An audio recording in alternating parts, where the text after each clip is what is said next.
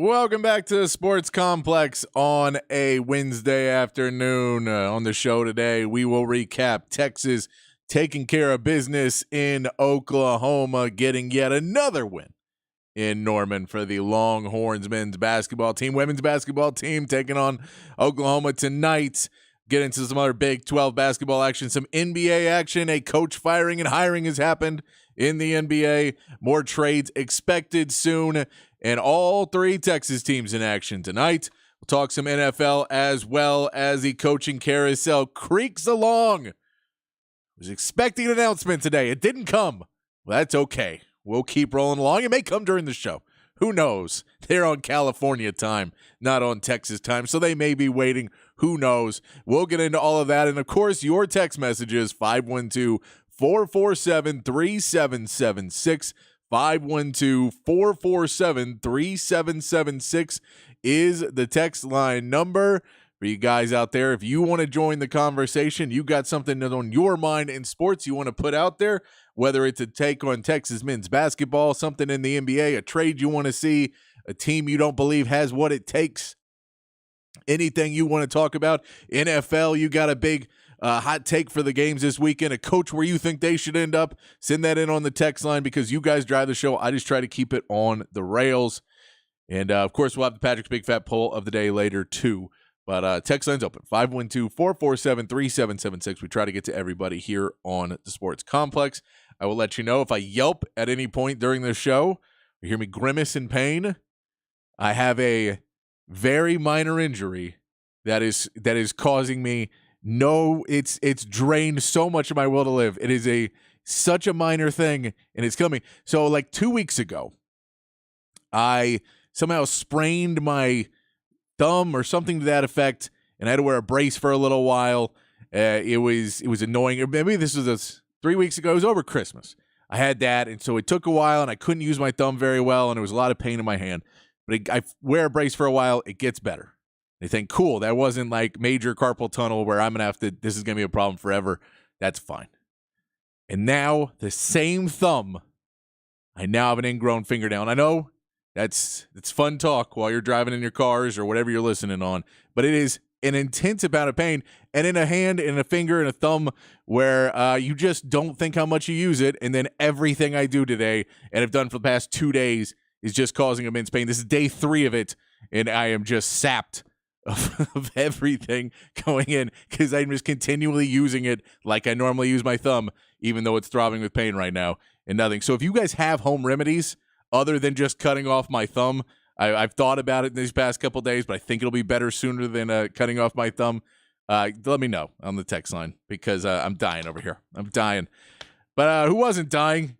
Bad transition. Who wasn't dying? Was the Texas Longhorns headed up to take on number 11 Oklahoma last night in Norman. A big game for Texas as their struggles early in the Big 12 play with a loss to West Virginia, a loss to UCF, a loss to Texas Tech, 2 of those at home. They actually do have a couple road wins. They get the big win on Saturday over Baylor. They then continue that, taking it on the road to Oklahoma, a big win over Oklahoma, and done in a fashion that looked like Texas was the better team. Against Baylor, it's one of those matchups. Those matchups are always close. Texas is able to close out against Oklahoma, win the game 75-60, make it to be where in the second half they were able to pull away and keep away, which is big. We'll get to that in a minute. A couple things that stand out in that game. We talk about rebounding and hitting threes. That's what I've told you again. If they can rebound and hit threes, they'll be okay. Now, they didn't hit a ton of threes. They hit 8, but they went 8 for 18. That's 44% from the three-point line. That type of percentage, taking good threes, is going to help you. They shot 50% from inside the arc as well. That field goal percentage, that three-point percentage against a really good defensive Oklahoma team, that type of play will help you win a lot. And rebounding. They out-rebound Oklahoma 40-24. That is a big advantage in rebounding and a big advantage for this Texas team that allows you to have to make up for a few more mistakes that were made, especially early in this game, the turnovers early in this game. Texas ends up with 13 turnovers. Points off of turnovers for Oklahoma is 16. Their fast break points are 15, but a lot of that's in the first half. A lot of that gets cleaned up pretty early on for Texas. They figure out the problems that they're having. We did get to see Chris Johnson come back into this game. Didn't particularly do a lot of great things. Ends up basically coming in and pretty quickly turning the ball over for a fast break the other way. Picks up the foul on the fast break and is summarily taken out of the game. We want to see him get some more action. I'm a big fan of Chris Johnson getting some action because you need to keep building up that bench depth. However, in those types of games, it's just hard when you're going to be playing against some of these Big 12 defenses that see a freshman come into the game, especially one that has not gotten a lot of playing time, and the coaches will go attack them, play them as hard as you can. They're not going to get a call, so you're going to be able to get a turnover a lot easier out of them. It's just hard to put them in the Big 12. Would like to see him play a little bit more in non-con play, but we're going to see him continue. It is clear that Rodney Terry is making an effort to get him into these games, and then if it's not working, he's going to pull him out, but he's making an effort. We did get to see Dillon Mitchell show what he could do. I like the Fran Fraschilla comparison to Dennis Rodman in the game.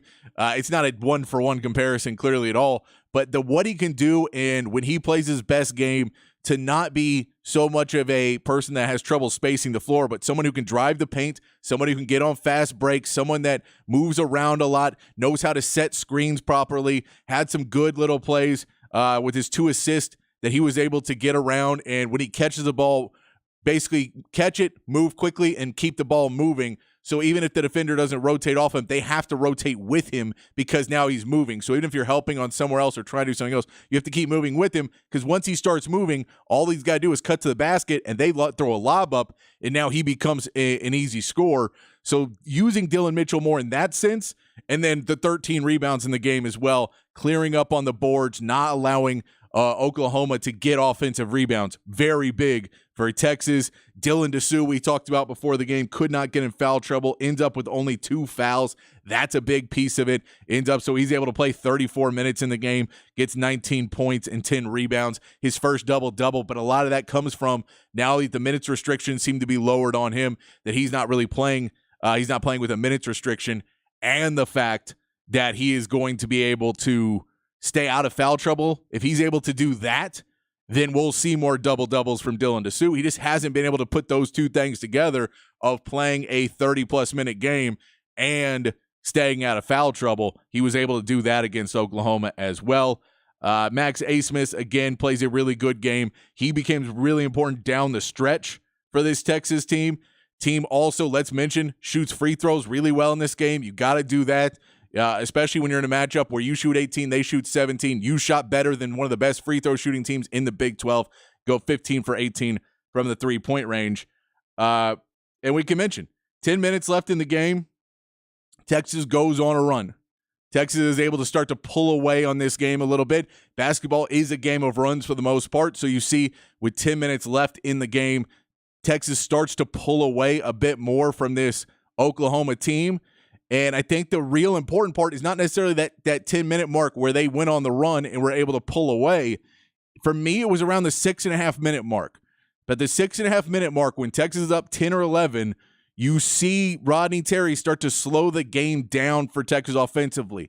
And there's 2 things that can happen there, and only one of them did. With the one part of it, when you do that, there's 2 things. One of them's okay, the other is unacceptable. But when you start to slow the ball down, your shot percentage is gonna go down because you're not necessarily getting into the offensive flex as you can. The defense has time to rest. The defense has time to set.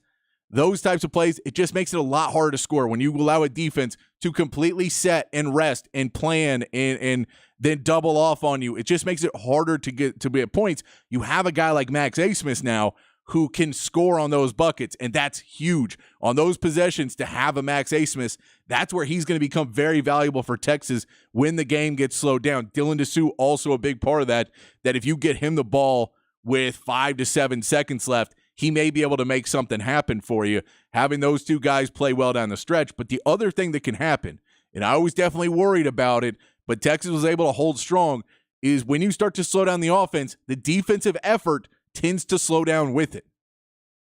You see a lot of times where a coach goes switches to a slow down offense. We want to run time off the clock. Well, now the urgency picks up on the other side, and your urgency does not stay at a level defensively. It's hard to mentally go from being on one end of the court and standing there and maybe cutting every once in a while, but really kind of resting, to immediately back in defensive stance, cutting, making sure you're making the right mental decisions of over and under screens. And it helped that Oklahoma missed some shots there at the end for sure, because they did get some opportunities, but Texas was able to keep enough pressure that they got some big turnovers. They got some big stops. The rebounding didn't stop. The rebounding didn't stop at all. That is another huge factor for them, is when you come down in those end of game scenarios and you do get a stop, or you get a lucky and you get a miss, which happened a few times, you rebound the basketball. Texas did that in that game, and it allows Texas to walk away with the win. But I've saved the best for last for you guys, because the best for last, there's a couple reasons why it's the best for last. One, because he's going to continue to be a big part of Texas' team this season.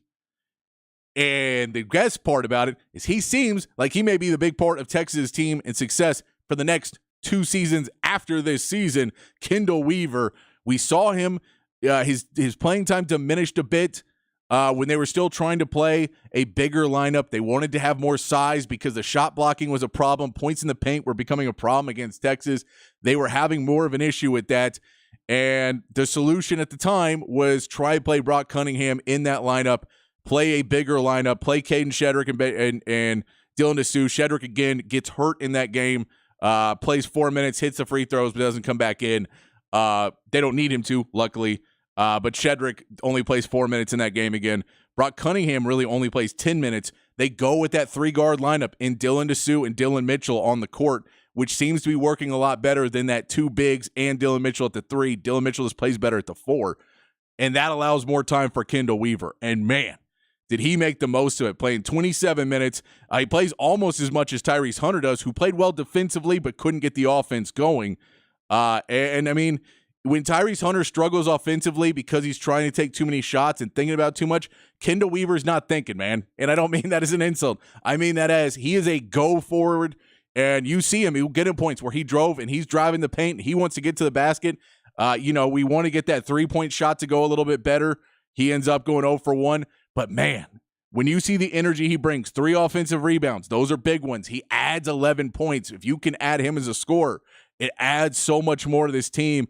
Kendall Weaver stepping up more and more into the role of the energy guy, of the bench guy, of a guy we saw Jizzle James earlier this year when we were playing Cincinnati, and what he brought to that team off the bench. We've seen it against UCF, and they had some bench guys that were killing Texas because of the energy off the bench, that when you start to get tired and a guy is constantly poking at the ball and a guy is constantly jumping over, and for guards on this Oklahoma team, they wanted to run early. Kendall Weaver made it harder for them to get out and run because he constantly attacked the offensive boards.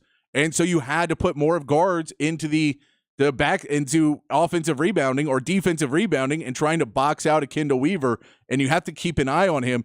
And star players, offensive star players especially, don't want to be boxing out a bench player when they want to be running on a fast break and creating offense. It's just what it is. And I get it, but you have to do those types of things. Kendall Weaver makes that mismatch. And even when he can't be an elite scorer for this Texas team, what he brings on the other end of the court defensively, effort-wise, and that rebounding, and just creating enough chaos as a young man, sophomore out of UT Arlington. He wasn't recruited very heavily. He's got a lot to prove. Just a sophomore for Texas. Kendall Weaver plays 27 minutes in that game, adds you 11 points on top of it all. That if he didn't even score those 11, it would be big. He has a huge putback dunk at a big time for Texas as well. He just continues to make big plays for Texas and has been a big piece of, energy creates energy on the court, and hard play and diving for balls makes everybody else want to get into that more. And sometimes it's hard to be the guy to go out there and do that within control. He picks up 3 fouls, but 3 fouls is okay for a guy like him because he played 27 minutes and 3 fouls. I'll take that every day of the week. You need to see him. He gets to the free throw line, hits 3 of 4 as well. Just everything Kendall Weaver did in that game is what you want to see more and more of. he'll become more of a factor in game planning against Texas. He will have struggles as the season goes on because he is a young guy. He's not going to be immune to having people start to target him a bit more on the offensive end and the defensive end. And if he doesn't hit his threes, they'll start to find a problem with him and Dylan Mitchell and helping off of them. But that drive and with his intensity, just a huge addition for this Texas team and a great guy for RT to go out and find to bring into this team, to bring a spark when you don't necessarily, when you lose a lot of players due to, graduation and you don't necessarily have the bench and you don't have that Sir'Jabari Rice or, you can't bring in some of these other players they've had, a Christian Bishop who meant so much to this team. You need to bring in a good energy guy like a Kendall Weaver. Meant a lot for Texas. Helps them get the 75-60 win over Oklahoma. Things don't slow down for Texas. They played number 9 Baylor. They played number 11 Texas. They go on this weekend to play number 5 Houston. Then I believe it's number 21 BYU. They are just nonstop playing teams. This is what this conference is in the Big 12. You have to continue to play really good teams week after week, and they have different things. You're playing a Houston team that is built on defense and a BYU team that's built on offense. You have to be able to affect everything. You play a Cincinnati team who wants to beat you down low.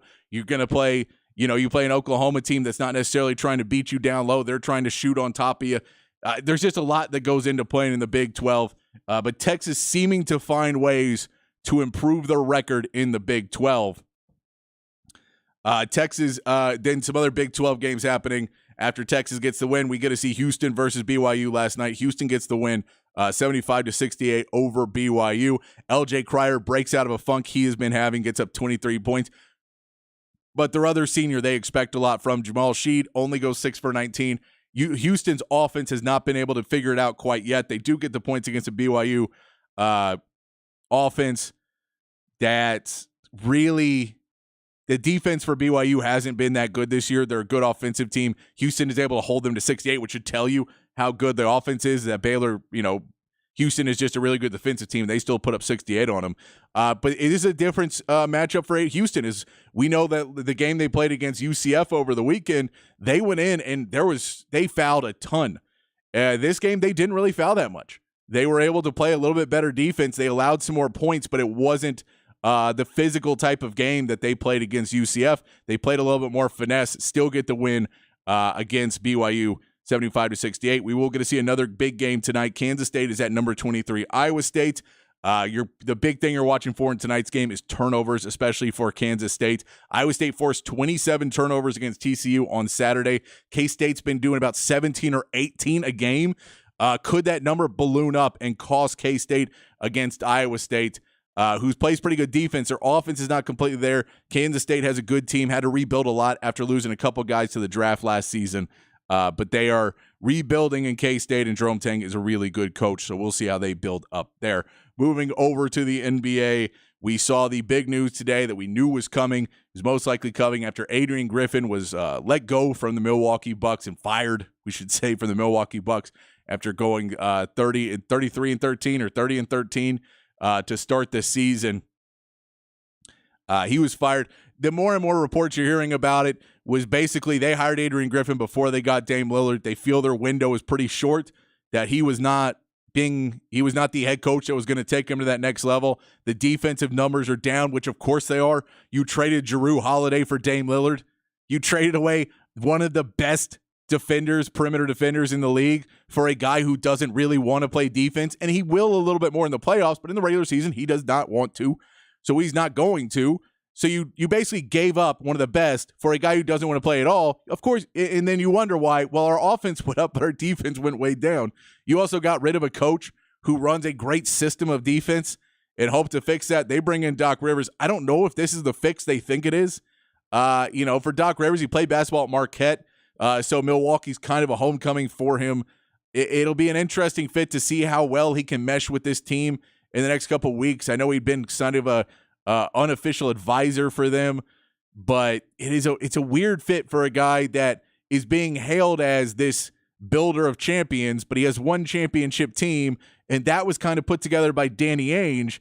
We know that he has made players play better. We've seen him make players in in LA and at the Clippers, that they played above what they had been playing at before. We know that he got a star like James Harden to play more in a team format. We know that he took Joel Embiid from a guy who had a lot of potential to an MVP player. Wasn't able to get him to perform in the playoffs, but he got him to where he is now.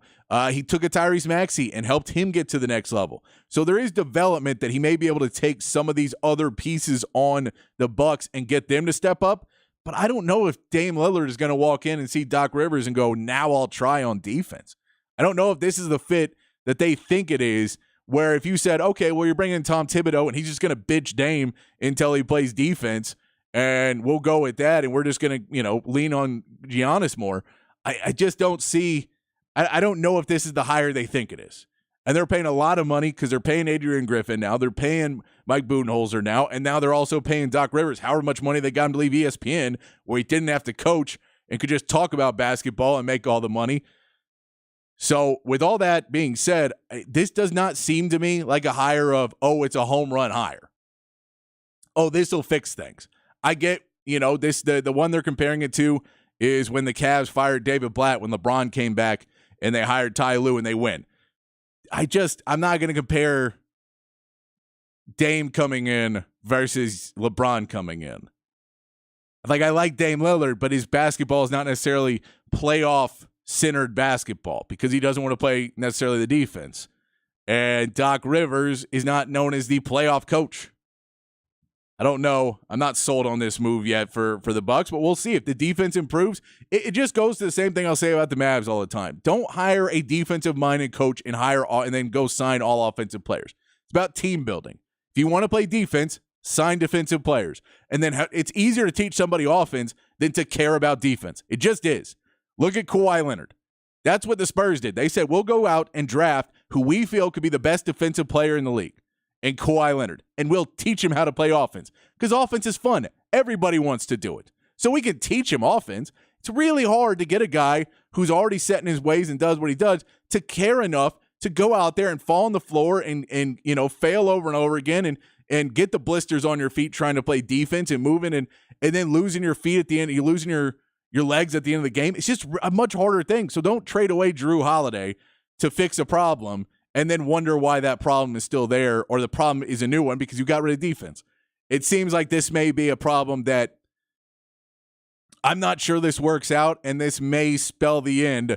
This feels like they're grasping at straws to keep Giannis happy, and Giannis just isn't happy in Milwaukee right now. And I don't know if Doc Rivers coming in is going to make Giannis the happiest man in the world, at least for next season and the season after. And that seems to be what they're grasping at straws right now in Milwaukee. A couple games tonight to check out before we go to break. The Trailblazers are at the Rockets. Portland was on day 2 of a back-to-back. Rockets been pretty good at home. They're 16-7 at home. However, they've 3-7 in the last 10 games. I think this is a good turnaround game for the Rockets. Expect Şengün to go up heavy tonight. The Trailblazers are pretty bad in the paint. Playing defense in the paint and playing defense in the paint, and the Rockets are really good at scoring in the paint. So this could be one where the Rockets put up a lot of points near the basket. Neither team shoots threes particularly well. So depending on the defense, what's going to depend on what Şengün can do defensively, but I think the Rockets can get a big win here. They're 10.5-point favorites. Can they cover 10.5? It's a question. I think they can. Suns are 2.5-point favorites at the Mavs. The big news for the Mavs here, if you love, Luka and Kyrie are both game-time decisions, assuming they play. We'll talk about shots at the rim again. Suns don't do it a lot. The Suns are a three-point shooting team, a jump shooting team, and Jason's Kidd defense can deal with that pretty well. They're just not really good at defending around the rim, so could be a good matchup for the Mavs. I would put them as being able to cover here 2.5-point favorite or 2.5-point dogs. And the Thunder are 7.5-point favorites at the Spurs. OKC plays better defense on the road. The Spurs play worse defense on the road. OKC's coming at it. I'll tell you this, it's going to be a heck of a game to watch for Wemby versus Chet. That'll be a fun thing to watch. That's worth the price of admission, Wemby versus Chet, but I don't see the Spurs pulling this one out. We'll see if they're able to go. Trey Jones is a game-time decision for the Spurs. All right, let's get to Patrick's Big Fat Poll of the day. Talk a little NFL with you guys here on the text line. Patrick's Big Fat Poll of the day on the Horn. 512-447-3776, whatever you guys want to talk about. If you've got some takes on Texas versus Oklahoma, we'll get to the text line coming up in just a minute. But let's get to the big fat poll of the day today. With the coaching carousel moving around, some people getting a little bit closer to where we think they may end up. You maybe have somebody that you think is going to end up somewhere else. So we're going to ask this question now. We'll ask it again once the carousel is closed and we know all our people. But I want to ask it now to see how much you change your opinions and where your heads are at right now, guys. Which new coach in the NFL will have the most wins next season? So we're assuming that Harbaugh's going to the Chargers. Does he do well? If we're assuming Bill Belichick goes to the Falcons, how does he do in the NFC South? If you assume Dan Quinn goes to Seattle, can he turn around Seattle and get them playing at a very high level? Or do you hate Dan Quinn now and you don't want him to be in there? Does Raheem Morris get a gig in your mind and he's able to get some things going? Does Mike Vrabel get a job? Does he get a job and he starts winning right away? Tell me, which coach do you think will get the most wins next season in the NFL? I'd love to hear your opinions on some of the stuff because we're going to talk about where coaches may end up a little bit in the 5 o'clock hour. We'll get into that. But until then, let's take a quick break. We'll come back and hit up some NFL talk here on the Sports Complex on the Horn 1019, AM 1260, the Horn app, and hornfm.com.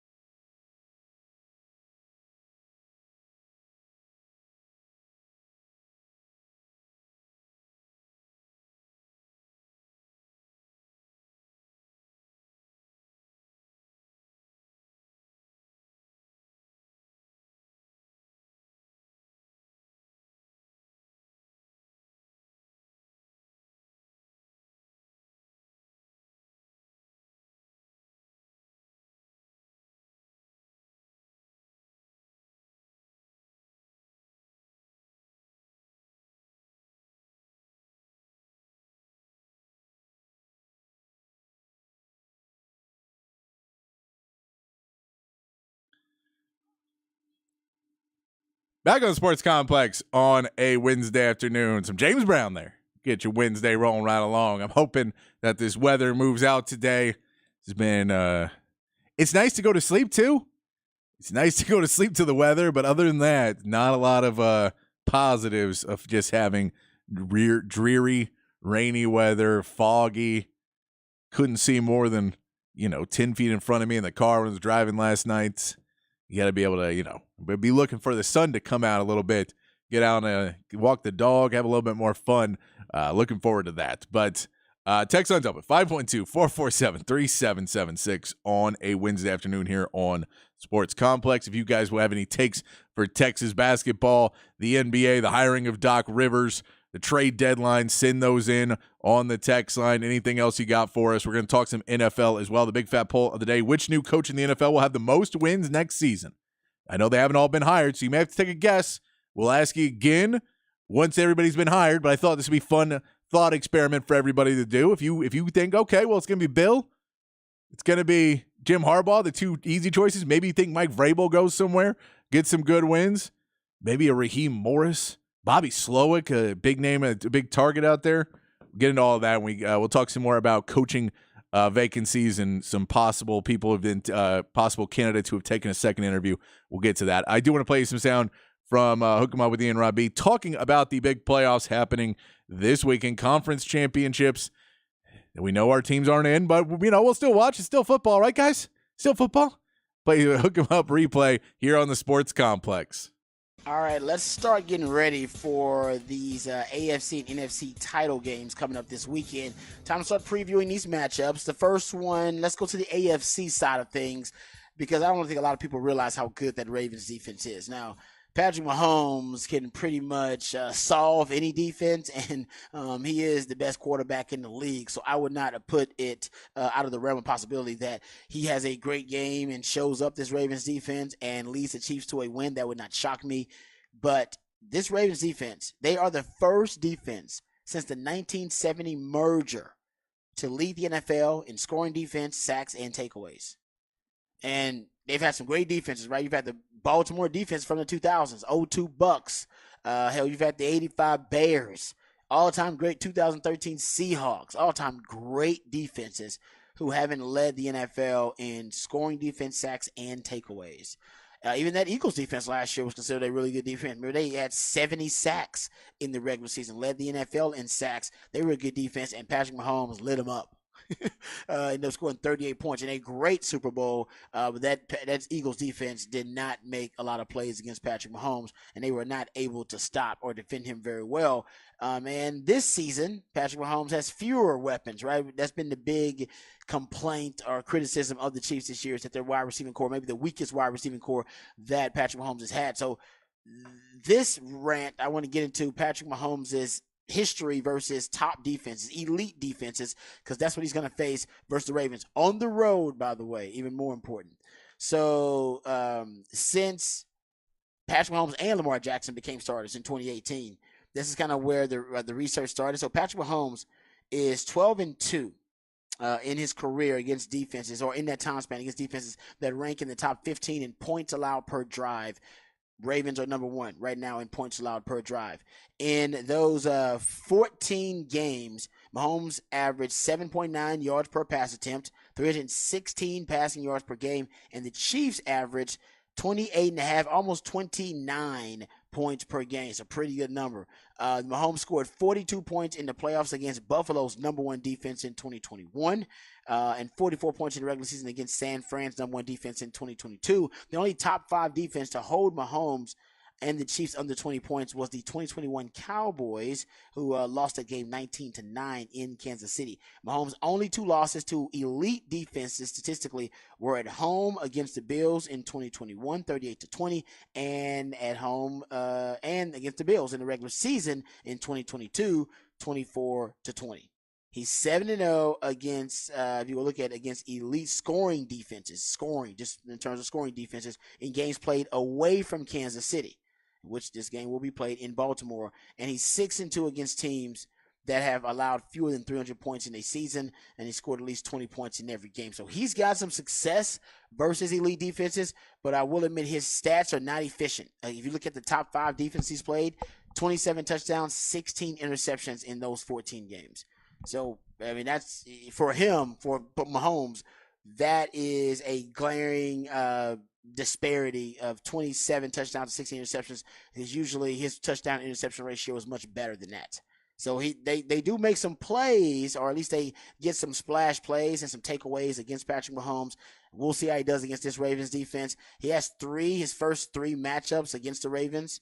If you go look at, that's included in that sample size of those 14 games from he shredded Baltimore, 377 yards, 374 yards, and 385 yards passing, and the Chiefs scored 27, 33, and 34 points. Different Chiefs squad, different Baltimore defense as well. So that's something to consider. This defense, this is the best defense that Patrick Mahomes has played this season. This is one of the best defenses, if not the best defense potentially, that he's played in his career. It's in that category. It's in that conversation.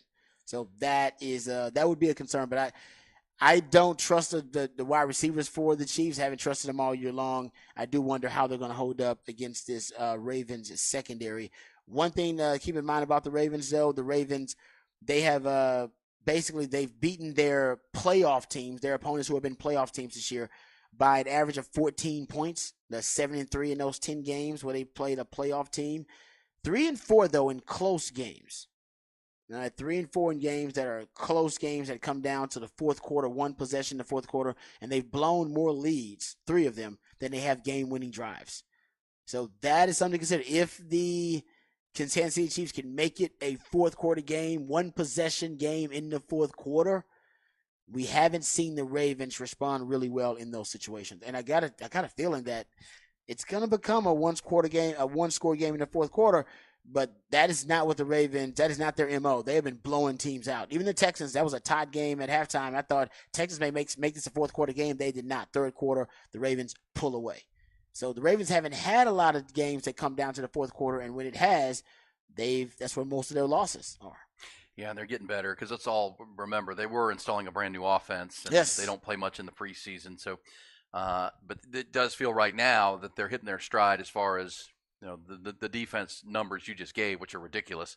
But the offense just keeps evolving with Lamar Jackson and what he can do. So that's where you blow people out, right? You're not giving up points and you're forcing turnovers and sacks, and then your offense is really hard to get off the field. I mean, they've got the Ravens, Rod, have 9 wins of 14 points or more against winning teams. Mm-hmm.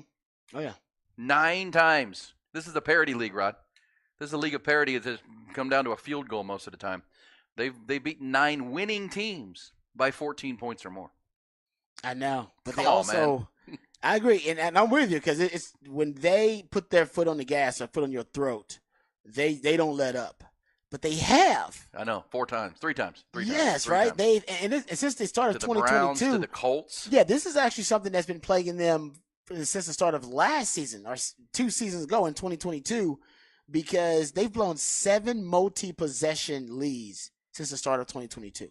7 of them. Yeah. And 3 of them, like you said, have come this season. So there's something about them being in a one-score game. Remember, this is an issue with the 49ers because they're a front runner. Right, the 49ers are a team that likes to be a front runner. And prior to that game-winning drive for Purdy, in the situations where they were down in the fourth quarter, where, down 5 to 8 points in the fourth quarter of games, Shano hadn't been able to break through. 0-30. Yeah, this is the first time that they actually did break through. So it's all about the way you win.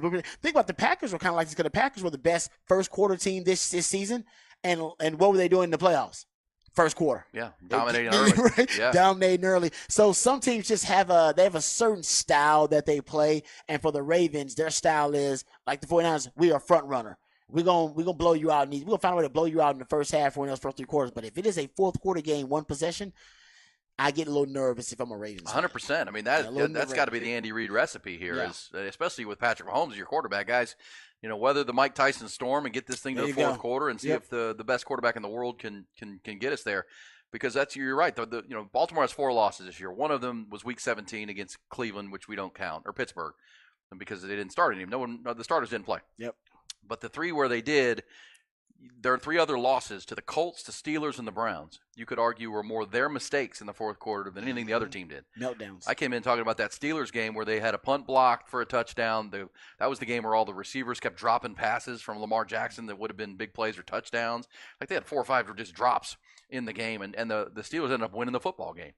But in the 9 winning teams they played, Rod, they beat the Lions by 32, the Niners by 14, the Dolphins by 37, the Browns by 25, the Texans by 16 and 24, the Seahawks by 34, the Jags by 16, and the Bengals by 14. All winning teams. Yeah, exactly. Either they're going to blow you out, but if you can avoid the blowout, yes, if you just can avoid the blowout, you got a shot. Baltimore's only win that produced the winning points in the fourth quarter or overtime was that punt return that they had against the Rams in Week 14. That's it. That's the only win this season that produced winning points in the fourth quarter. And if you get to the fourth quarter, one possession, you got a real shot because they don't even know how to play those games. They haven't played them in a long time. And when they have played games like that in the fourth quarter, they've lost them. Well, and I think we've heard the stories now. We heard from Lamar Jackson. I think that's why he was so vocal in the locker room against Houston. Quit letting this team hang around with us, y'all. Quit letting this team hang around with us, y'all. Yeah. And they came out and they took care of business. And now Houston, Kansas City's a different animal than Houston. Yes, they are. But either way, this has been the best team in the league all year long. And if they can put one more game on the board, they'll be in the Super Bowl. But you're playing the best quarterback on the planet. So that's why this game will be highly rated, Rod. A lot of people tune in to see this matchup of that defense and Lamar Jackson against that coach. And let's not forget the Chiefs have maybe the number 2 defense. And the Chiefs this year have allowed the fewest second-half points of any team in the league. That's good stuff. So they will make adjustments. Exactly. And that will help them keep in the game. Yes. That's another way that kind of that fits this matchup really well, that they can weather the storm. And then in the second half, Kansas City can make the proper adjustments, make it a one-score game, one-possession game, I should say, in the fourth quarter. Okay, one other quick little nugget here, since we're previewing this matchup that I want to throw out there. You talk about the Chiefs defense. The Chiefs defense, this game may come down to pressure, just who can pressure the opposing quarterback the best. The Ravens lead the NFL in sacks. I told you guys that earlier, but they faced 634 pass attempts, so their pressure rate is 23rd in the NFL. They get pressure less than 20% of the time. The Chiefs were second with 57 sacks. But they faced 556 pass attempts. Their pressure rate second highest in the league at almost 28% pressure rate overall. Second highest, I believe, behind the Cowboys. I think the Cowboys actually led the NFL in pressure rate. So Chiefs second in sacks, but second also in pressure rate. Ravens first in sacks, but 23rd in pressure rate. So that's actually a compliment to Mike Macdonald. Remember I told you guys against the Texans, they had 12 different guys that get a pressure. Yeah. They get at least one pressure, and they didn't have any sacks. No, they didn't. They didn't have any sacks or against the Texans. Any interceptions for us. Or any interceptions. They just were able to just really discombobulate CJ, rush him, hurry him a lot of the times. But they get really creative about how they apply pressure, and they don't necessarily do it a lot, but when they do, they cash in with those sacks. 100%. Good stuff there from Hook 'em Up with Ian and Rob B. Weekday morning, 6 to 11, right here on The Horn. We're going to take a quick break. We're going to come back. Get to the text line. 512-447-3776 is the text line number. Big fat poll of the day today. Which new NFL coach will have the most wins next season? I know they haven't all been announced. In fact, not many of them. I believe just one. But if you guys, or two actually have been announced, if you guys believe that somebody like Bill Belichick is going to the Falcons, or that Jim Harbaugh is going to the Chargers, and maybe those guys, maybe you know where Vrabel's going to go. You got to take like that, send that in, and who do you think will have the most wins as a new NFL head coach next season? All right, let's take a quick break. When we come back, we'll get to the text line on The Horn, 1019 AM 1260, The Horn app, and hornfm.com.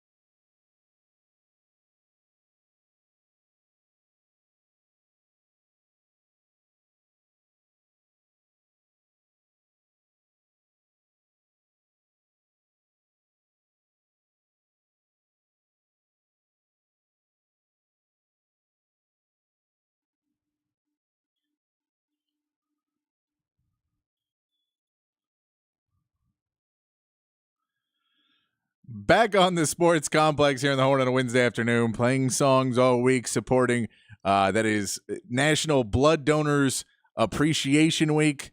For everybody out there who donates blood, if you haven't done it in a while, go out there and give it another shot. Give another blood donation. A very good thing you can do to help out a lot of people around the country. Always need more blood is what they say. They always need more. So good thing you can do there. Text line's open, 512-447-3776. We'll hit some now. We'll hit some at the top of the hour, too, when we reset, get to some NFL talk, and get to the coaching carousel, who's been hired, the names that are starting to float around. We're seeing some second interviews as well. We'll get to all that in hour number 2 here at 5 o'clock. Text line's open. Nate says, I know what happened. Good thing you didn't go blind, too. Nate, I hate to tell you, it's on my left hand. I'm a right-handed guy. And I didn't even know I don't use my left hand for a ton. I'm not very coordinated with my left hand. Was never good at the left-handed layup line, doing the offhand layup. I was never good at it. It took me forever to learn that. I just see me out in my driveway, just layup line, just trying to hit left-handed layups. Pathetic. But yet somehow it constant pain. If you missed that, then I have an ingrown fingernail. Appreciate it, Locksmith Ryan. I may try that. It's at the bottom of the nail, though, so I don't know if I can get into it and get to where it is, but it's quite painful. It is very annoying, but I appreciate the tip there, Locksmith Ryan. Jan said, PD, we won. Where are the haters now? Freak Nasty says, thank you, Patrick. We need more Weaver. And, I mean, we need Weaver what we saw last night. 27 minutes is around what we need Kendall Weaver. That's a really good game. I think 20 to 25, and then in those games where he's playing really well like he was last night, you bump him up a few more minutes. Especially if IT Horton's not hitting his shots, you need that defense. Then you give him a few more. But I think 20 to 25 is where we'll see Kendall Weaver. I like that one. And another texter down in there. Can you tell people now I told you so about RT? I can't because let's be real. None of this is going to matter if you get bounced in the first round in March.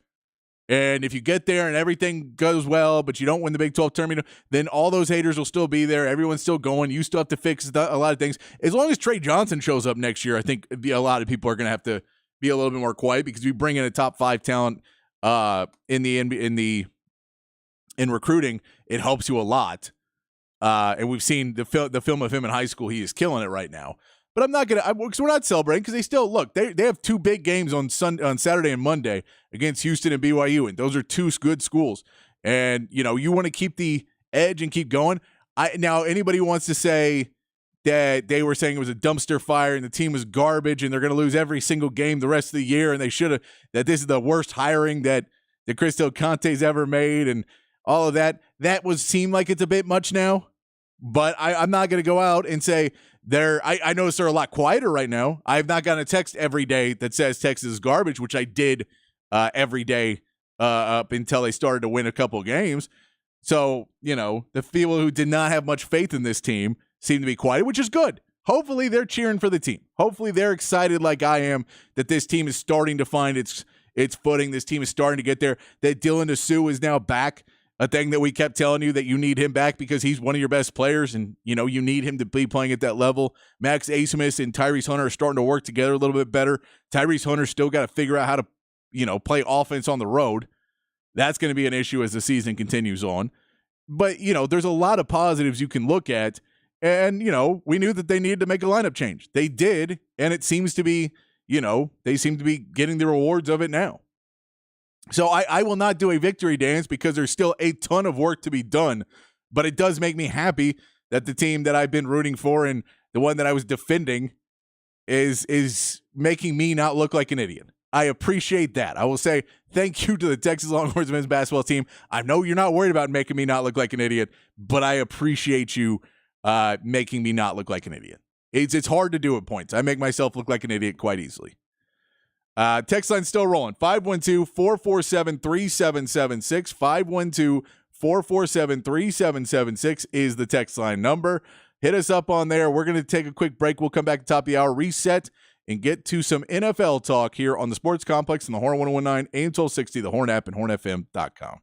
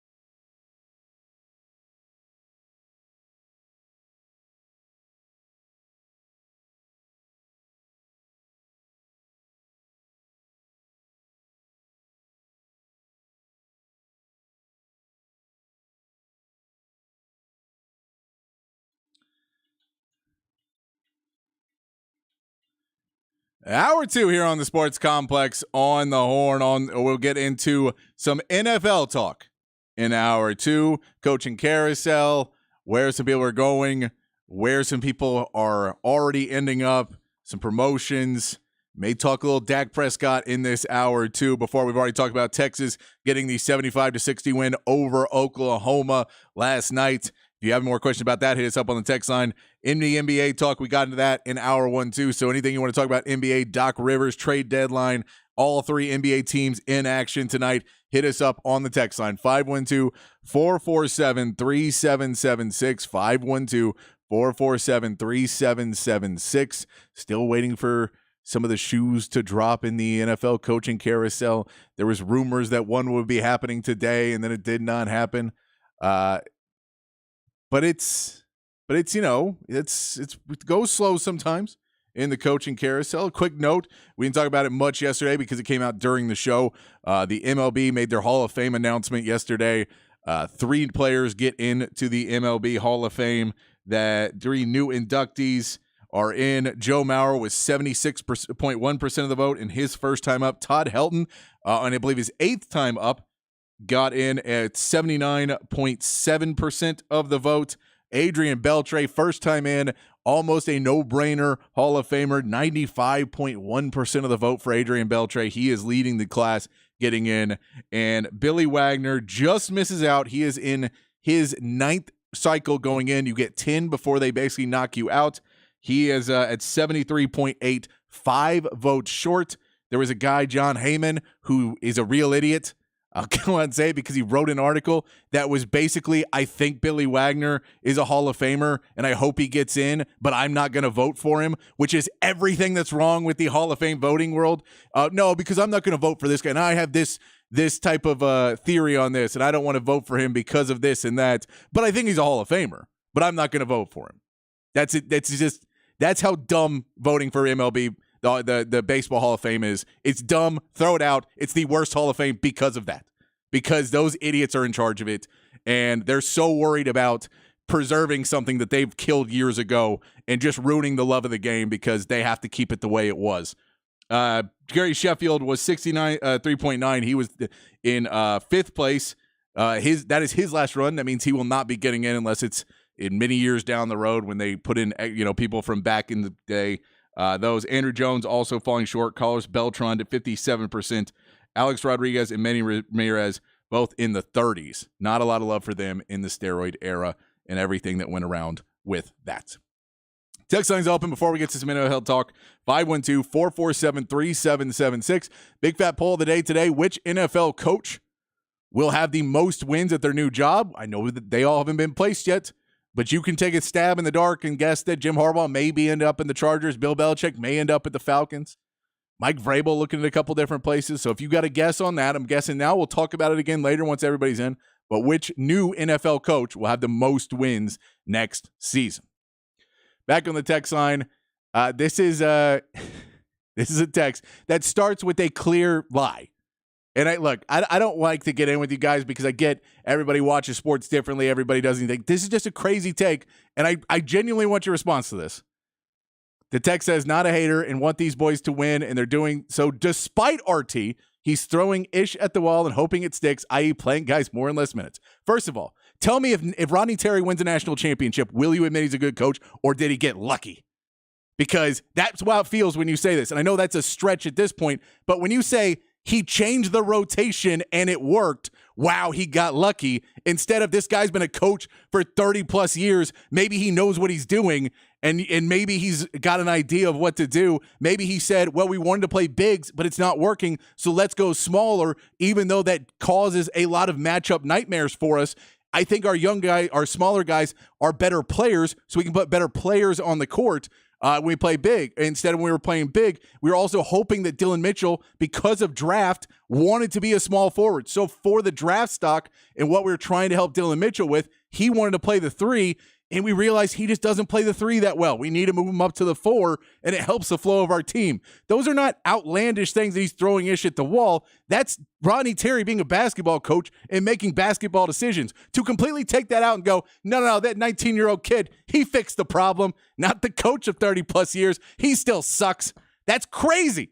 It is literally just a hater's take. So you can't say not a hater. Say, I am a big hater. I don't like Rodney Terry for whatever reason. I think Chris Beard is a much better person in life and in basketball and everything else. And the fact we fired him is a disgrace to the University of Texas. Say that. But don't say you're not a hater and then blatantly hate and make up that rotations, a massive thing coaches do, doesn't matter. That's crazy. Longhorns look like another texter. Sorry, went off on that because that's mind-boggling me to say you're not a hater and then just hate that say he made stuff up. That's crazy.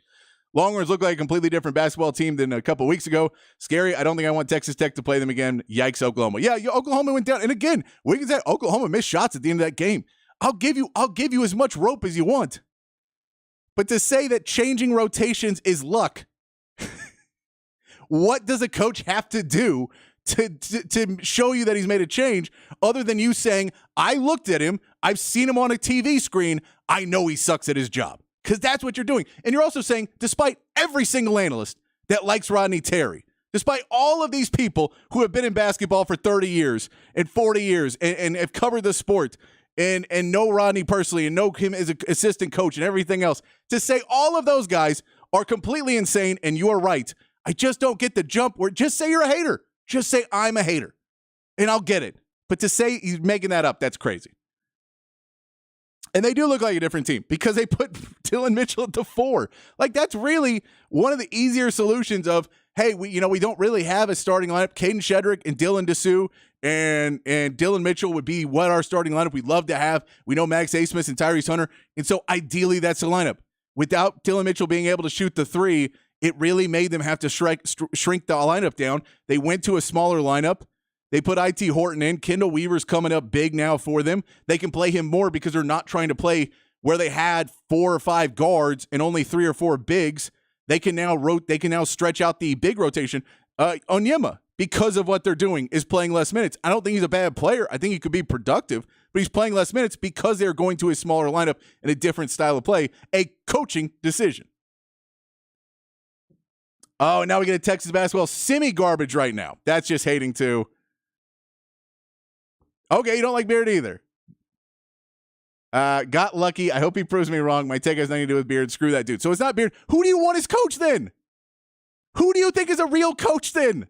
I'm mind blown that you can watch a coach make coaching decisions that clearly affect the team they play better and then go, doesn't matter. It doesn't matter. I'm just going to, no, got lucky. It's creepy. 2 top 15 teams in college basketball. And you act like, nah, that's easy stuff. No, West Virginia beating us. They didn't get lucky against us. West Virginia, that was skill. That was class. West Virginia didn't use emotion to beat us in luck. No. But Texas losing, Texas winning is luck. Come on. Not a hater, just have hateful tendencies. Yeah, you're a hater. Y'all are haters. And this is why I didn't even bring it up. You guys on the text line made me bring up the haters and then saying they weren't talking. And now the haters are back. They're back, and they have no reason whatsoever anymore. He wins out. Rest of the season, doesn't lose another game. What a lucky guy he is. All right, we get to it. I'll admit I was wrong about RT. And by the way, I'm not saying you have to say you're wrong about RT. I know I'm going off on this. I'm saying that if you say RT is such a bad coach that he can't do anything right and he's making nothing, and then he got lucky because they beat 2 top 15 teams, and I get Oklahoma has not looked good in conference play, they're probably going to drop down. But to then go, okay, well then Oklahoma is a great coach, and they like, I just don't get the logic, except for the fact that you want to hate on RT, that you're a self-defeating Texas fan, maybe, that whoever Texas has against it. I don't, it just doesn't make sense to me. It doesn't make sense to me to go, he got lucky because he changed the rotation. That line, and maybe that was a misspoke. Look, I'll give you credit, and I'm not, we won't hold this against you, but saying he changed the rotation of players, what a lucky break on him. It's just, that's insane to me. That's to think that these coaches at this high of a level are just like it's a rec league team. And they go, put in Tommy, I guess. And then Tommy puts up 50 and you go, oh, Tommy's great. I don't think that's the case. He went out and found Kendall Weaver, by the way. He's the guy who goes out and finds these players, his coaching staff, by the way. And I won't say it's all RT. He has a great coaching and scouting staff and everybody else that all work together to create these game plans. I don't want to put it all on him either, because he does have a great coaching staff behind him. They have one of the best assistant coaching staffs in college basketball. So we don't want to take anything away from that. But to go out and go, well, we don't get credit for finding Kendall Weaver and getting him in there and getting him up to snuff to be able to play in Big 12 basketball. We don't get credit for Max Abmas finding more and more of how to play, and he's getting better and better in Big 12 play, where instead of where he was earlier in the season wasn't playing well against top teams, he's getting better and better at that.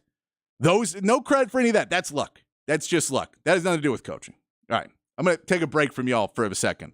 We'll come back to it, I promise. But I'm going to take a break and calm down. Let's talk some NFL. Get me worked up over there. That take got me. Let's go over and talk some NFL. The Titans have officially announced today that Brian Callahan is their new head coach. The offensive coordinator for the Bengals goes over. We talked about that a little yesterday. Rand Carthen, though, the general manager they hired last year from the 49ers, is now the executive vice president, getting a higher step up. They believe in what he does. They have apparently taken the step that Mike Vrabel, they just say need to move on from that. The offense is the new way in the NFL. Basically, every team has had to replace an offensive coordinator in the last couple of years. It's crazy because the good offensive coordinators get picked off and go somewhere else, and the bad ones don't. And the bad ones get fired. So you're either fired or hired somewhere else if you're an offensive coordinator in the NFL. And he is going to be, but they like Rand Carthen. They like what he is doing. The Titans are moving on with that. It'll be interesting. They're in an AFC South division that looked like it was dead a couple of seasons ago. And now with Anthony Richardson, those Colts teams, if they are able to start picking it up, the Texans being able to pick things up with what we saw them do in the playoffs, that, we're assuming now Will Anderson may win Defensive Rookie of the Year and that C.J. Stroud can win Offensive Rookie of the Year. Those positions, great draft picks. That team's coming up. We know what Jacksonville can do if they can ever get over the hump. We'll see what ends up there. Titans in a tough spot, but going ahead and with Brian Callahan as their new coach and Ryan Carthen giving him a promotion. We also saw Dolphins and Vic Fangio have parted ways. This is basically something where the Eagles were trying to get a different look. They weren't necessarily thrilled with how the defense played at the end of the season. And also adding the fact that Vic Fangio wants to be closer to home was apparently the talk. There was also talks that he was in talks with Philadelphia last season. His family lives in Pennsylvania, by the way. That he was in talk with the Eagles to take over the D.C. position last year. It did not work out. He looks to be the leading candidate now to take over for the Eagles defensive coordinator position. By the way, that Sirianni press conference today did not go as planned. It went about as well as the Mike McCarthy one, where a coach comes back and is just not ready to answer questions. Why should we believe in you? Just do it. Nick Sirianni. So if you're hiring a new offensive coordinator and you want him to play call and do everything, bring in a whole new system, and you want to get a defensive play caller to come in and change the system, what exactly are you doing? Being the head coach? That's Nick Sirianni today. No answer for that question. Pretty brutal. Looking at the coaching job still available for the NFL. We know the Falcons still have Bill Belichick as their front runner. They are still interviewing everybody, though. They're going through the process. Bill Belichick is the front runner. They've done 2 interviews with him or conversations with him. Mike Vrabel is set up to do an interview with them. Ejiro Evero, the defensive coordinator from the Broncos a few years back. He then went to the Panthers. He is one of the top candidates in a lot. He's interviewed with a lot of these jobs. Bobby Slowick's name has come up in a lot of these jobs as well. The Chargers are still seeming to be, all reports are, they are locked in on Jim Harbaugh and working on offensive coordinators and defensive coordinators and bringing his people in. That seems to be the conversation right now in LA. Though it's all reports are that it's him, but also nobody knows because Jim Harbaugh is a weird dude. And if this is just leverage to get his job at Michigan and get all the clauses and make more money there, or if he's using Michigan to try and get more out of San Diego or LA, we'll go there. That also means that if he comes in, it most likely means Kellen Moore is out in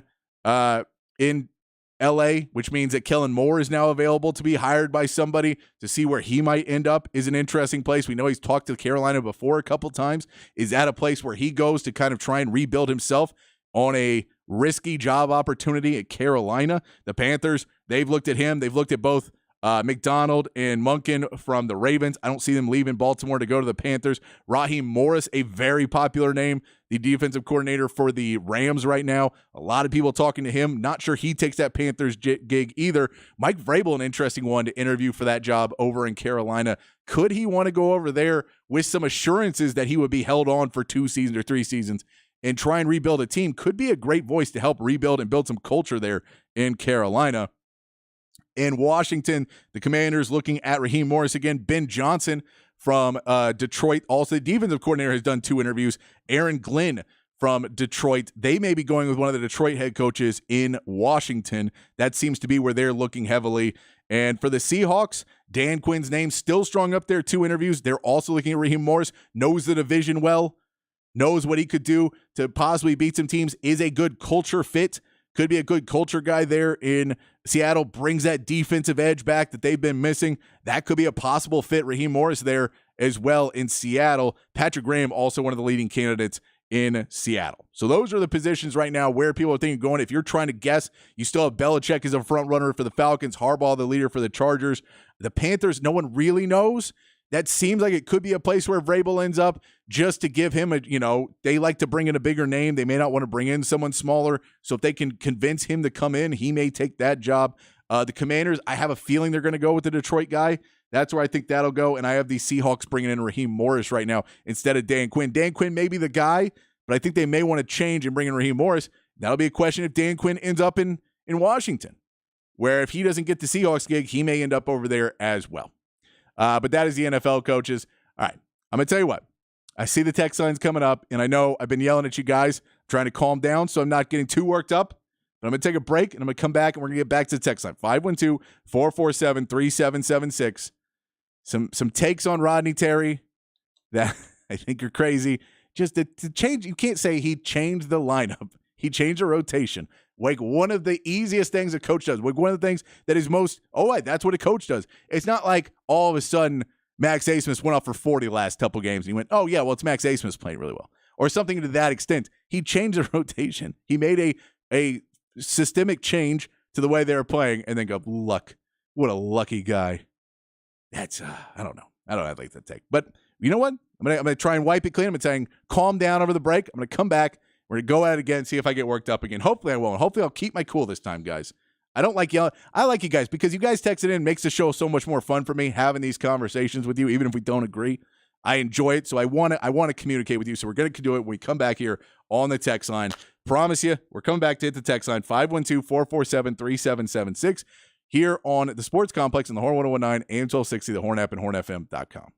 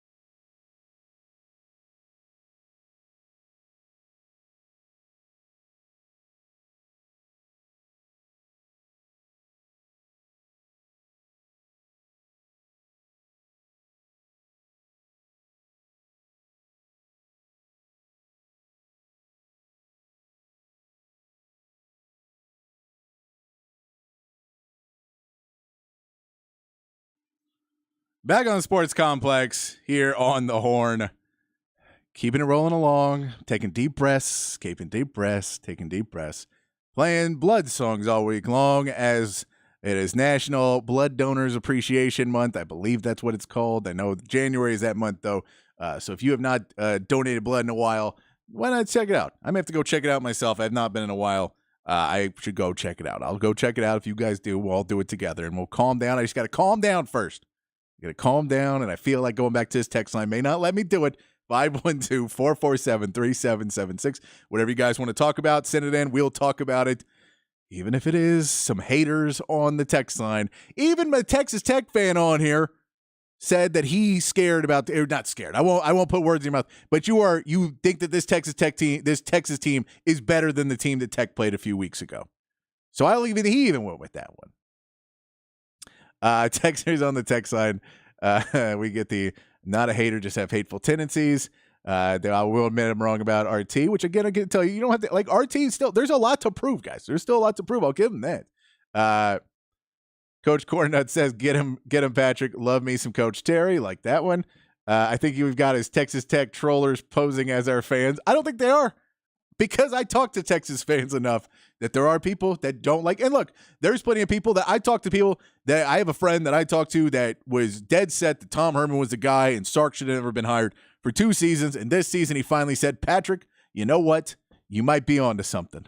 So I get it. I get people get set and they think that what they're, they go with the way they believe. And I'm not hating on you because I do the same thing. I just do it really loudly and they gave me a microphone to do it in. But I appreciate you guys saying into the text line as well. Chan says, think the haters are playing UPD. The haters are making me get all worked up. So we get again the texter. So you're the one who gave me the titles last week of the coaches. For the record, again, you gave me the coaches. 3 of those guys were not coming to Texas. Virginia is 10-5, so that was one of them. I know Tony Bennett was one. They're 10-5. Kelvin Sampson has had trouble in Houston this year so far. We'll see the matchup this weekend, how that goes. Also, Eric Musselman's 10-8 right now in Arkansas. So it's not like any one of them is necessarily the greatest coach either. And so we were going to try and get a lot to come down to Texas and try and change the culture, which Rodney Terry could keep a lot of the culture that's been built. That's actually one of the better things Texas has going for it, that you lose a little bit. That they were able to keep that and keep a lot of the recruits and keep going forward. So I go with that one. And he had to do something. Yeah, he did. And he did. That's coaching. Like, I don't know what he can do to win you over if he does the right thing and it's still not enough. And I get it's a long season. So you can say, man, I'll believe it at the end of the season. But say, I'll believe it at the end of the season. To say he got lucky because he made a change, that's where you're going to lose me. Texter says, Coach broke tendency, smart move. Yeah, I mean, it's not even breaking tendency. He literally had said, I have to change what I'm doing because it's not working. And Brock Cunningham, as much as we all love him, his plus-minus has been bad this year. This is the first year that Brock Cunningham's plus-minus has been really not good. He has been a guy who's been really big in the moments he's come in, and he just hasn't quite found his role on this lineup with Dillon Mitchell, because when he comes in, he's playing a lot with Dillon Mitchell. He can't play the true 5 as well because of the size, and so it's harder for him to play in this lineup with Dillon Mitchell at the 4 and him at the 5. They lose some stuff they lose some size in the middle. And he's just got to find his role on this team. He hit a big 3 against Oklahoma. If he can start hitting 3s and spacing the court more, then that will open him up. He hit 3s last season. If he can start to find that range again, it'll help him out in a lot of other ways. But until then, you have to use him sparingly and play those young guards that are going to bring you a lot more energy, play a little bit safer with the ball, not have the turnovers. But Brock Cunningham, I think he'll find a place by the end of the season. But Rodney's giving him until he can find it. You have to do that. Text says, said it before, and now this is happening again. Texas fans are awful. They always act like they can coach or play better than whoever does it every day. No, I get that. And I won't say Texas fans are awful. I think most sports fans are this way, especially of programs that do well and have high expectations. It is, look, we can sit around and say every NFL team right now that got knocked out that there's Eagles fans that are telling you that Sirianni is the worst coach ever, even though last season you were saying he was the best coach ever. It's not a long-word thing. Fan is short for fanatical, which means you're crazy about it. And it makes rash, crazy decisions because you're technically a fanatic for that team. So I get it. I won't say that Texas fans are the worst because I've known fans everywhere. And I've heard people, the Ohio State fans that want Ryan Day out. He's lost, 4 or 5 games the last 3 seasons, and they're like, what a garbage coach. We got to get him out of here. So it's not just Texas fans, but Texas fans it's a good program, so you're going to have people that want to expect to win every single year. Texas says, you think Rodney Terry is a good coach just because he coaches the team to perform better? Please. I bet you think Patrick Mahomes is a good quarterback just because of his achievements and abilities and track record. I sense some sarcasm in that. But yeah, no, look, and again, I'm telling you, I'm on the Rodney Terry. I believe in Rodney Terry. Do I believe he's his finished product yet? No. I think he can get better. He's 55 years old. I think he can still get better and better as time goes on. I don't think he's set in his way. I think we've shown that he's willing to evolve and move with the times. And again, he's playing Chris Johnson. I love that he's trying to do different things. I love that he's still got Trey Johnson on board. And as long as he comes next season, that's another big piece. It's a lot. My man, No Cat says, easy Pat, don't let the haters get you worked up. I always get worked up. I always do. That's why I do this for a job. Dexter says, do you think the Cowboys' defensive performance in the playoffs, there we go, some NFL, the defensive performance in the playoffs might be hindering Dan Quinn a little bit? I do. And I think it's not just in the playoffs. I think that he has such bad games at points, and there was a couple last season, and it picked up a lot more this season.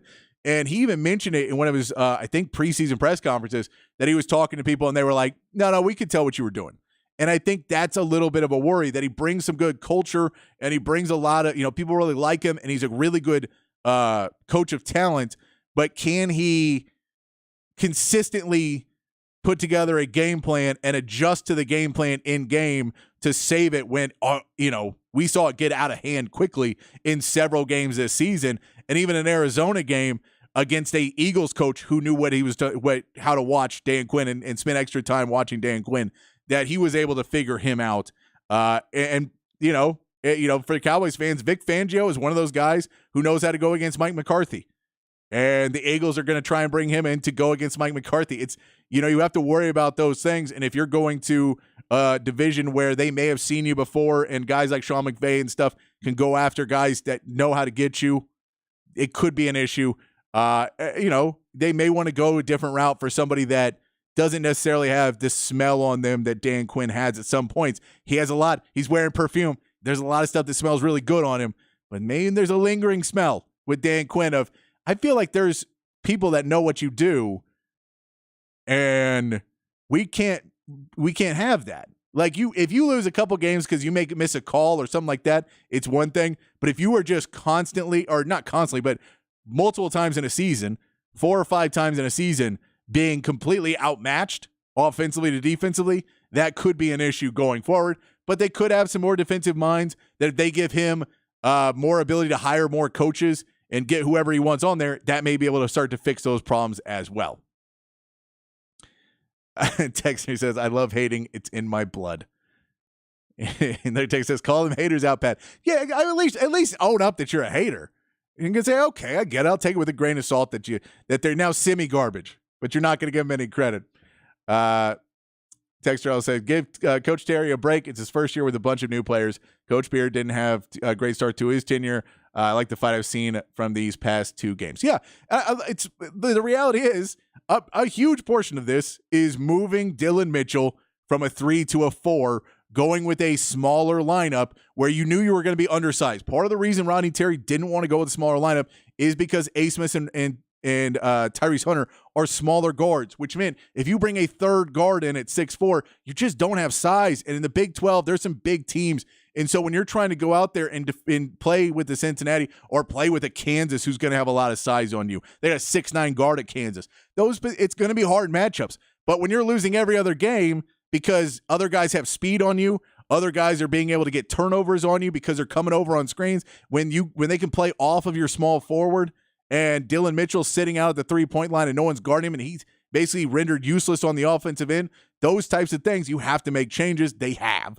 And that's what I'm talking about with Rodney Terry, realizing the problem, looking to get forward in it, not being afraid because they're already in Big 12 play to make the decision, understanding, hey, man, it's now or never, and making it. They still have 2 huge games coming up this week, and then they have another game that'll be difficult, and then Iowa State team. Like, it doesn't let up in Big 12. We're at no point in celebrating anything after 2 wins. But this is a Texas team that looks like they're playing better.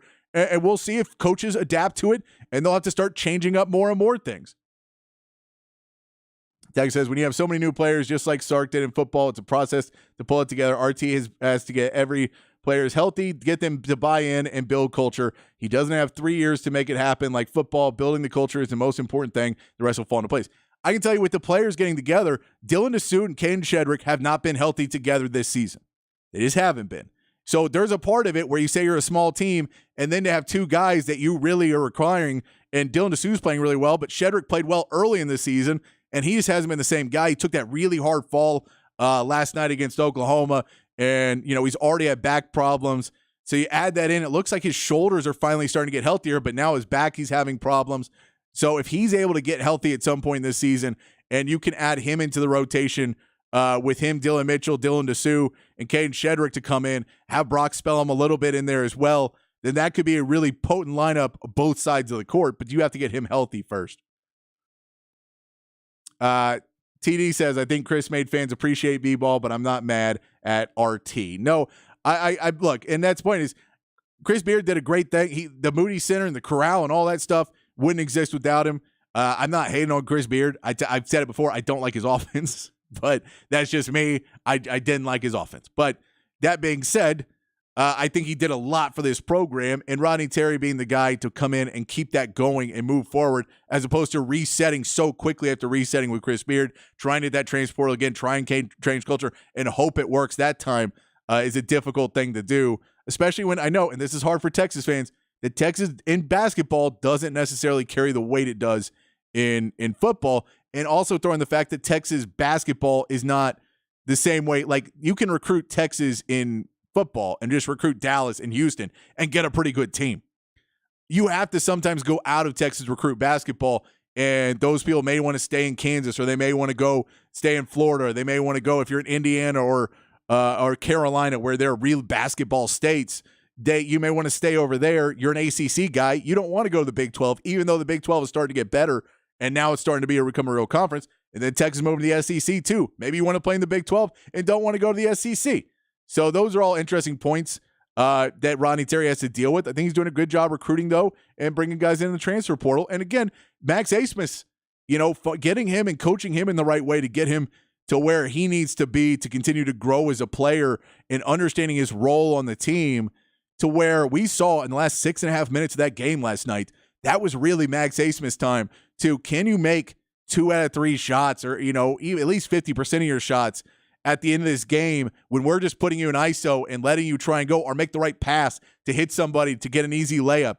Can you go out and get some points on the end of the board at the end of the game, so that all we got to do is play good defense and we walk away with the win, but we're not we're not letting them get stop after stop, and we're killing time. That's something that a lot of players can't do, and Abmas did it well. Now, I'm not a huge fan of doing it game after game.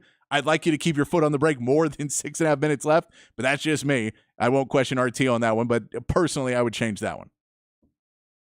WAPI Parts Guy says, I love the content, love the show. Appreciate it, WAPI Parts Guy. Appreciate you listening. Texter says, if you want blood, you got it by AC/DC this week. I've not, but I can tell you it's on the list to come up in the next couple days. And it was actually, that was, if you ever listen to me on Instant Serious back when I was doing that on Monday nights here, that was a theme song for a year of us when I put it with Macho Man Randy Savage. It was really good stuff. It was good stuff. I'm a fan of it. Maybe I'll pull out the Macho Man version for you guys. I don't know. We'll see if I can find it, if I still have the Macho Man version. But yes, a great song by AC/DC. I'm a big fan of that. RT doing good. Nate Oates would have been your choice. Nate Oates is okay. I think he's a good coach, but I don't know if I would have thrown away RT. Like you're saying with Kansas State, they're doing well with Tang and what it hurt Baylor. I don't think I would have thrown away RT and all that he meant to this team and recruits and all this other stuff to go get a guy to bring in his people to learn a new market. Like, that's another thing. Rodney Terry knows the high school coaches in Texas. He knows the people that you're trying to recruit here. He has a lot of standing relationships from his time here with Rick Barnes, his time here now with Chris Beard, and now his time as a head coach.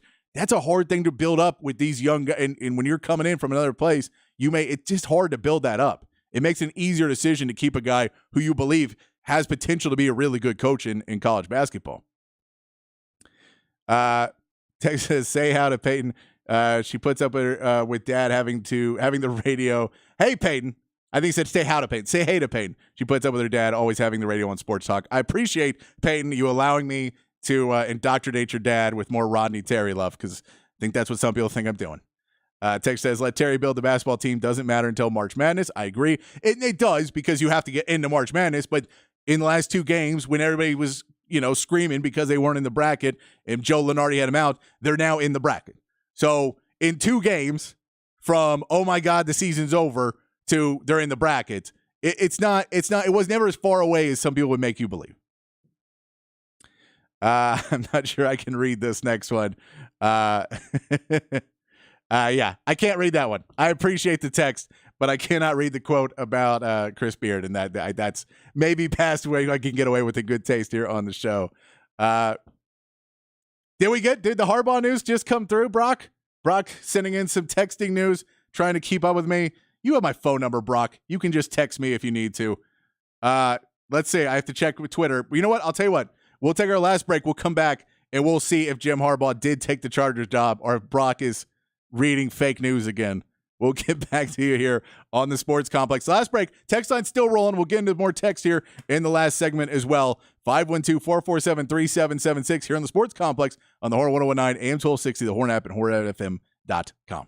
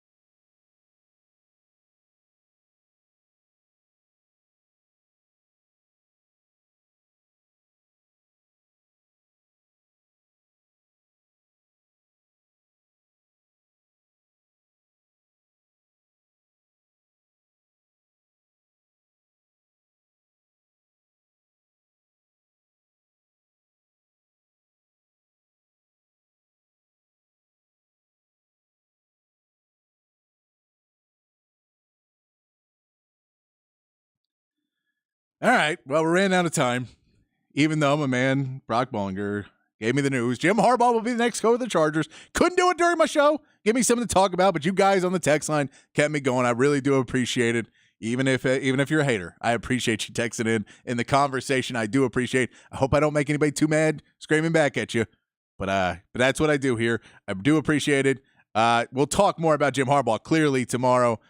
We will get into it. By the way, if you want to follow Brock, at Intern Brock, you can follow him on social media and get your insane ramblings from a young man who's younger than me, but a good kid.